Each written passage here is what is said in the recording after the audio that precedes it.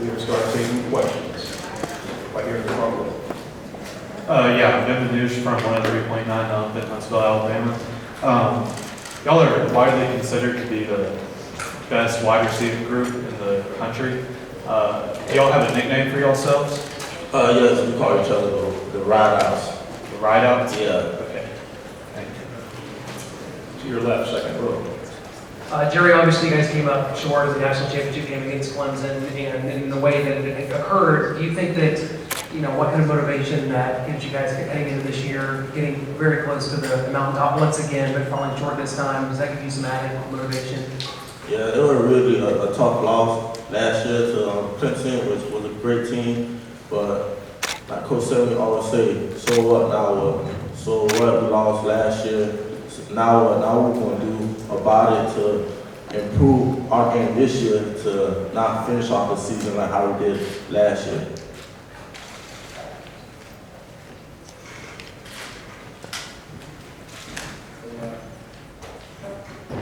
To your left over here. Jerry, with your receiving core this year, you, Ruggs, Devontae, Jalen, and other guys, just what are the expectations that you guys have set for yourself this season? Because it seems like really the sky's the limit. Yeah, we have high expectations for ourselves this year. We had a great season last year, but haven't finished strong. But there's always things we need to improve on to better ourselves, to improve our game, so we can have a better season than we did last year. Jerry, to your right. Sorry, that's please. Being the Belly Cloth award winner, what are you trying to improve this season? There's a lot that I need to improve on, like such as my fundamentals of the game, little things like that. Knowing how to run certain routes, picking certain coverages, knowing why I'm running routes like that. So there's a lot I need to improve on to better myself as a player. To your left on the second row. Jordan Campbell, Fox Sports Shows. Jerry, do you feel you're the best receiver in the nation? I feel like I'm pretty good. There's a lot of great receivers out there too. So we all got our different differences. So. To your right against the wall, please. Michael Brandon from Saturday Down South. So obviously a lot of people think Alabama's got the best receivers in the nation. And Coach O and the LSU defensive backs, they came in here and said they have the best defensive backs in the nation. Do you agree? And is that a matchup you look forward to? Can you repeat that, please? Do you agree? Coach O and Grant Delpit came in here and said they have the best defensive backs in the nation. Do you agree with that? And is that a matchup that you and the Alabama receivers look forward to every year? Yeah, they got a great team. They should think they're the great defensive back in the nation. I feel like that's how every team should think for themselves. But yeah, they always give us a good challenge when we play against them. That's a team that we always interested in playing. But that's not a team that we are focused on at the moment. We focus on team game by game. So when we play that team, that we will focus on them. Jerry, right here, third row. Quinn Lawson with the AFF Huntsville. Jerry, talk about your chemistry between Tua and yourself, as well as the overall wide receiver corps. So what are some of the things you want to improve on between you and Tua and you and Ruggs, or just in general?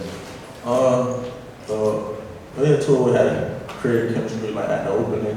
So ever since then, we just had a bond coming to Alabama.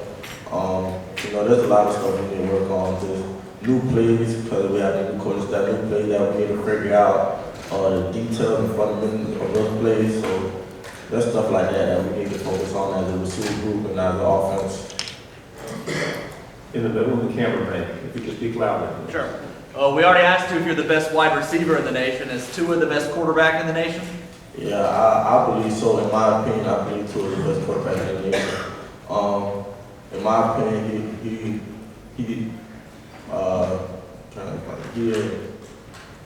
he showed that also too. So he had a great season last year, and I'm excited to see what he do this year too.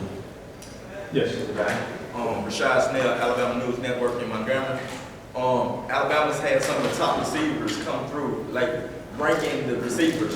You, Kevin Ridley, Amari Cooper, and what do you stack up against those guys? It's just a great feeling being listed by a group of guys, great receivers such as Cameron Lamar Cooper, Julio Jones. So it's just a blessing being known compared to one of those top guys. Jerry, to your left, standing. Hey Jerry, how you doing, buddy? I know you're used to being the center of attention, but when you walk through those doors here at the Winfrey, what was that experience like? Because you guys get mobbed as players, and where the fans can actually touch you. So what was your emotions? What were you experiencing there?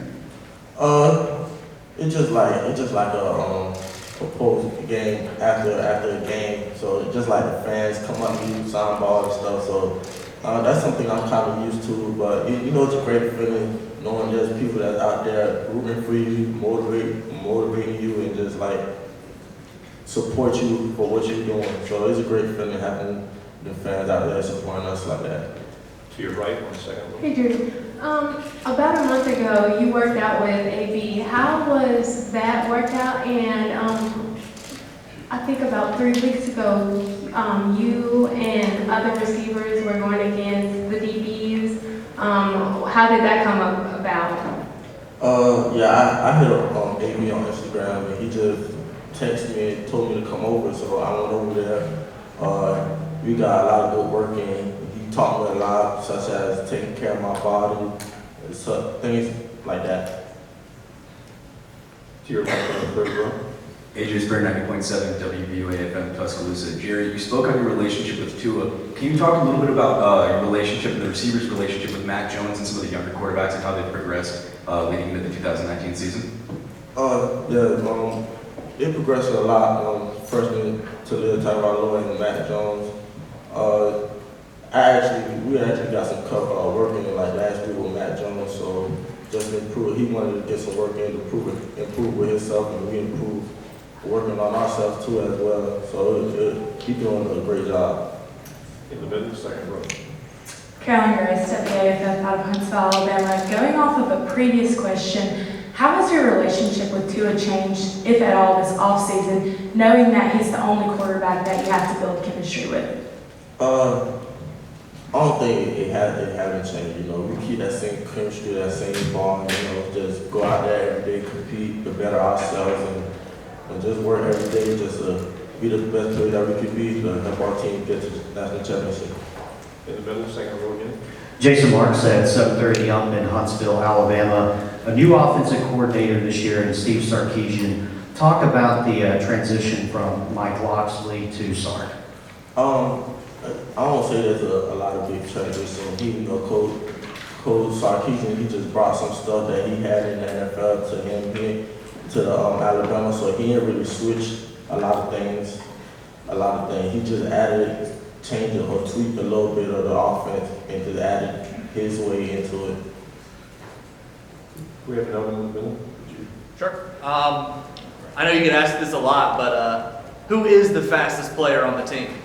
The fastest player, Henry Ruggs, he got elite speed, real fast.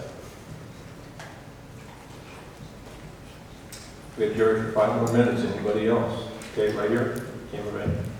Hey Jerry, Jacques Duce, WAFB TV. Were you surprised that the LSU game was so lopsided last year, as big as you guys won, and what were your feelings on that game? Is it lost some of its luster because of the fact you guys have won so many years in a row? No, I won't really say surprised. I say, we came in there with that expectation, you know, just to try to dominate every opponent, and I feel like we did a great job in executing plays and having a great game on both sides of the ball. So I won't really say surprised. I feel like we just executed our game plan. So you're right against the wall again.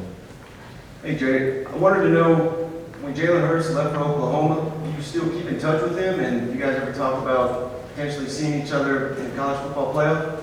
Actually, I talked to Jalen Hurts like last weekend, but we never really talked about seeing each other in college playoff. I mostly asked him how is it up there, what's the difference between Oklahoma and Alabama, stuff like that, stuff in that nature. To your left on the second row.